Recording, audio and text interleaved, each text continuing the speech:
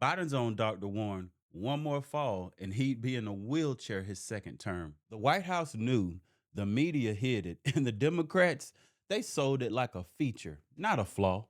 We love what's happening in our community as we start to grow, but please do us a favor as we try to catapult to the top.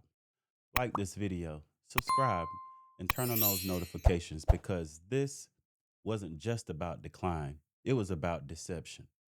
Roll the tape. Hurry up.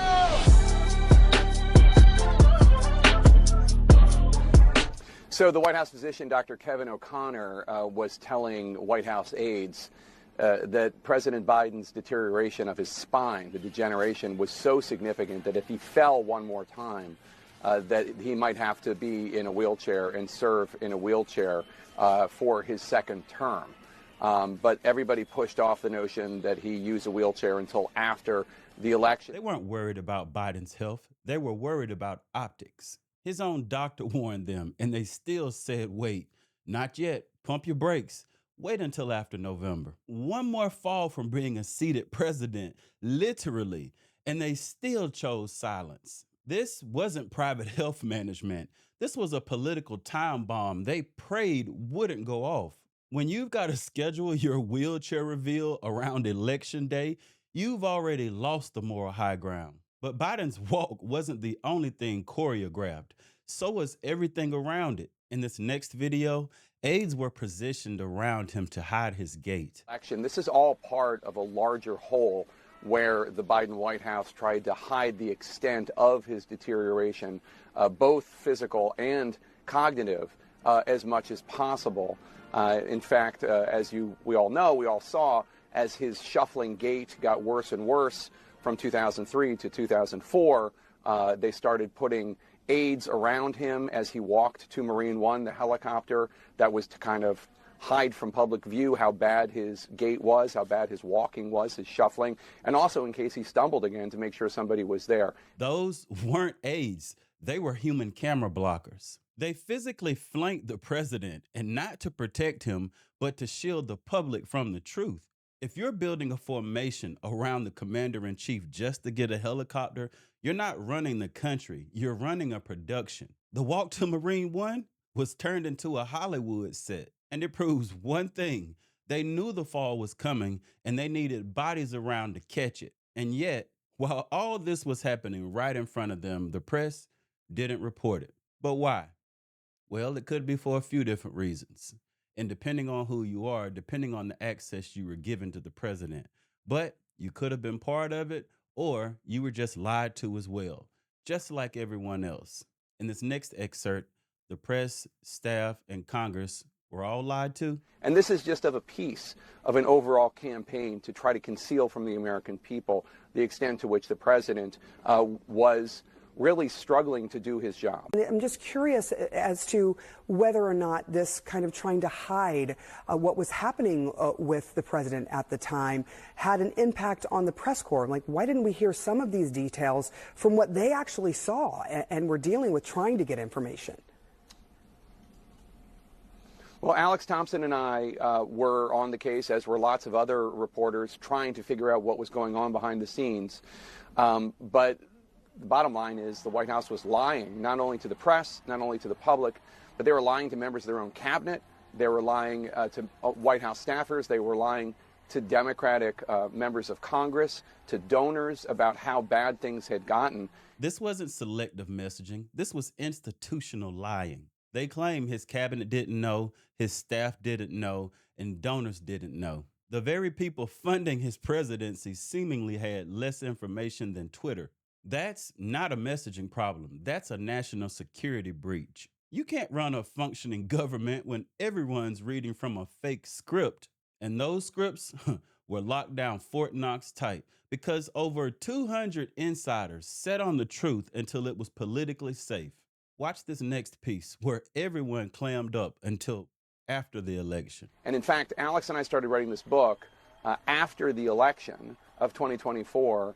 And we spoke with more than 200 people, most of whom, almost all of whom, were Democrats, and almost all of whom wouldn't be honest with us or wouldn't be candid with us until after the election. And then after the election, we found out all of these things that when you looked at what was going on with President Biden at the time, it probably doesn't surprise you the extent to which he was deteriorating. But now we have anecdotes and facts about what was really going on behind the scenes with details that Democrats wouldn't share with us until after Election Day. They stayed silent, not out of fear, but out of strategy. Over 200 people watched Biden struggle and said nothing until it didn't matter. The lie was the plan, and the election was the deadline. Every awkward speech, every blank stare, they had context for, and they kept it hidden. The truth didn't come out, it leaked out after it was politically worthless. And while the insiders covered up, the rest of us watched the decline happen live, and we were told to feel sorry, not suspicious. In this next excerpt, a commentator reacts to Biden's struggles on stage. Every time he comes on stage or they turn to him, I'm like, Joe, can you get it out? Let's get the words out, Joe. You kind of feel bad for him. That was the goal, to make you feel bad, so you stop asking questions. It wasn't hard to watch. It was hard to accept. The moment sympathy replaces scrutiny, we're done. This wasn't a bad night. This was a pattern of collapse. And the more obvious it became, the more the media said, be kind. But when people did speak up, and especially conservatives, they were accused of mocking a stutterer. In this next piece, a heated debate about mocking Biden. How do you think it makes little kids with stutters feel when they see you make a comment like that? First and foremost, I had no idea that Joe Biden ever suffered from a stutter. I think what we see on stage with Joe Biden, Jake, is very clearly a cognitive decline. Okay. That's what I'm referring to. It makes me uncomfortable You have to watch somebody on stage search for that's so amazing. It's so amazing to me that try and figure out an answer. A cognitive decline. Well, when you're trying to tell me that what I was suggesting was I think that you were stuttering, mocking his stutter.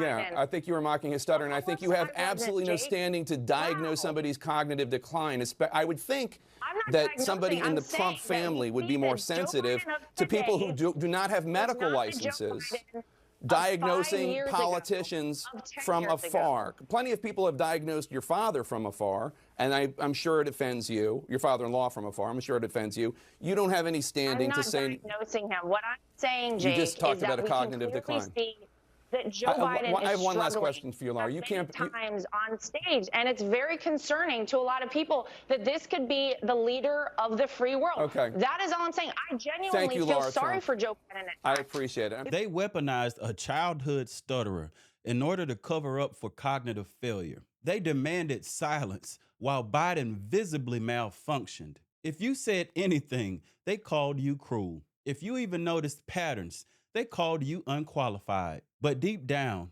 unless you were living under a rock, we all knew this wasn't about speech. This was about function. And here's how we know they knew too. Because Chuck Schumer had a plan B ready before the debate even started. Play the video on plan B in case Biden bombed the debate. If things go south at the debate, me, Barack, Nancy, and Hakeem have a plan B. Schumer would later deny it. It's a political problem that we have here. This wasn't a contingency. It was an exit ramp. They knew he was at risk of collapse, and yet they still sent him out on stage. If Biden was fine, why would you need a plan B? The fact that Schumer had one and lied about it later should tell you everything. The party was already preparing for the fall. They just hoped you wouldn't notice. And this is sad because even with the replacement on standby, you still cared more about how it looked than what it really meant. Let's check this next video on optics over reality. Did he mean go south at the debate in that Joe Biden totally, had a malfunction the way we saw, or did he mean just go south at the debate like he doesn't perform well? The fact it could have been both. The fact that he was only concerned about the optics and not about the fact that the president of the United States might be in cognitive decline, might be mentally impaired, to me speaks volumes about the lack of character of Chuck Schumer. Chuck Schumer didn't say we need to help Joe. He said we need a plan B. It was never about Biden's health, which it should have been, but it was about damage control. The concern wasn't collapse. It was exposure. They didn't fear the truth. They feared it going viral. And when it did, they denied ever even planning for it. And when the meltdown became impossible to deny, the Democrats, they pretended to be shocked. Run the next excerpt on them having no idea, but really? But the idea that we did not know about this for the years leading up to the presidential campaign, we all saw it with our own eyes. Video after video, speech after speech, statement after statement, the Her report. The fact that we have people saying today, oh, I didn't know, we had no idea, is outrageous. That's number one. Number two, the cover-up is outrageous. And number three, people were arguing with a straight face that this man could serve 4 more years until, of course, it became untenable at the debate. They saw it, they knew it, and they defended it. And the minute it couldn't be denied anymore, they switched up to, we had no idea. Now, the same people mocking us months ago now want amnesty. Imagine that. They lied for power. Now they're lying to escape blame. Now, don't you let them rewrite what you saw with your own eyes. And when that didn't work, they pulled out their favorite distraction tactic, blame Trump. Let's watch the next excerpt on CNN pulling the Russia Trump card again. You guys talked about the Russia hoax nonstop. The FBI was investigating it. The FBI was investigating it, and so we recovered them. And so you took the words of unnamed FBI agents and put them on your network as if they were the gospel truth. You did it again and again. A viewer of your network would have believed that Donald Trump and Vladimir Putin conspired in 2016. No. That was totally and preposterously false. No. Well, that's what you just said is why. false. President Trump has gone to, quote, extraordinary lengths to keep specifics about his meetings with Russian President Vladimir Putin secret, even keeping them from top members of his own administration. Take a listen to how President Trump responded Saturday night when asked directly if he has ever worked for Russia. I think it's the most insulting thing I've ever been asked. I think it's the most insulting article I've ever had written. The president did not directly answer the question. It's a stunning turn of events. Do you think the president of the United States ever worked on behalf of the Russians against American interests? Biden's collapse goes viral, and CNN panics into a 2016 flashback. They don't investigate anymore. They recycle. President Trump is obviously their firewall. The second Biden stumbles, they throw up Russia like a smoke grenade. This was not journalism. This was crisis management for the regime. When you can't defend the present, you re-legitimate the past. But Biden didn't just forget facts. He started forgetting people. Even the man who was throwing him a Hollywood fundraiser. Let's check out this next excerpt where Biden didn't recognize Clooney at his own fundraisers. From the book, President Biden didn't even recognize George Clooney at a fundraiser that the movie star was actually hosting for him. That's not a senior moment. That's a system reboot. You don't forget George Clooney unless you're not present anymore. This was his own event with cameras, and Biden was lost. They said he was sharp behind closed doors, and this was behind closed doors. If he can't recognize the man raising millions for him, who is he recognizing? And when they're called out on it, when the world starts connecting the dots, what do you think their response is? Deflect, dodge, let's move forward. Nothing to see here. Let's watch this next piece on deflection instead of answering. Why should voters trust Democrats when it's clear so many in your party went to great lengths to keep Biden's condition hidden from the public? I can't tell you what happened between George Clooney and President Biden. I wasn't at that event. What I can say is that we're not looking backward. We're going to continue to look forward, because at this moment, we've got real problems that need to be addressed on behalf of the American people, including the Republican effort to snatch away health care, snatch away food assistance, and hurt veterans. Translation, and you know we love translations on this show. We're not looking backward means don't ask us how we got here. They don't want a reckoning. They want a reboot. If this were Donald Trump, they'd be having Senate hearings day and night. And you can definitely put your money on it. There'd be a Netflix documentary already in production. Every time the public catches them, they pivot. And now they want to pretend like none of this ever happened.